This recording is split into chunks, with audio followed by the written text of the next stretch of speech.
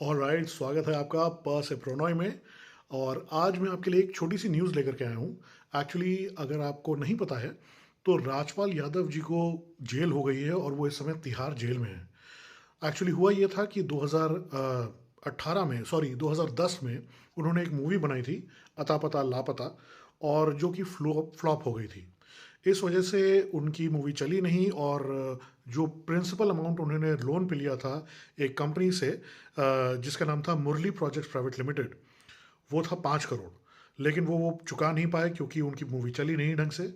और फिर उसके बाद में उन्होंने बहुत कोशिश करी कि वो किसी तरह से पेमेंट कर सके, लेकिन उस समय वो पेमेंट नहीं कर पाए। और इंटरेस्ट करते करते, इंटरेस्ट लगते लगते उसमें 9 करोड़ हो गया।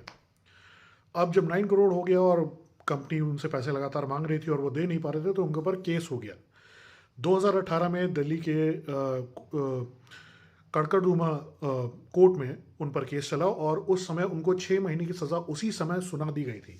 मगर फिर वो केस लेके गए दिल्ली हाई कोर्ट में, जहाँ पर उनको थोड़ी बहुत रिलीफ मिला।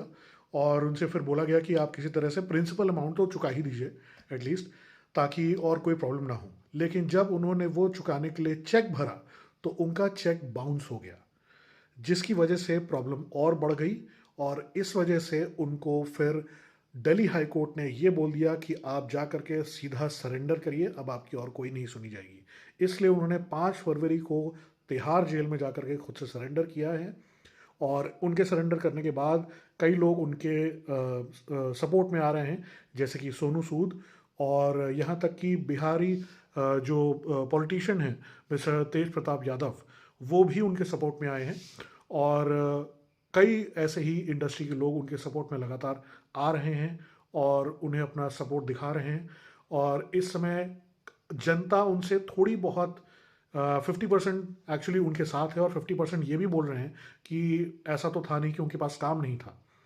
उनको कई जगह रोल्स मिल रहे थे, वो कई मूवीज़ कर रहे थे, क्या वहाँ से उनको कुछ पैसे नहीं मिल रहे थे? तो वो उन पैसों में से क्यों नहीं दे सकते थे? और उनके चेक क्यों बाउंस हो गए?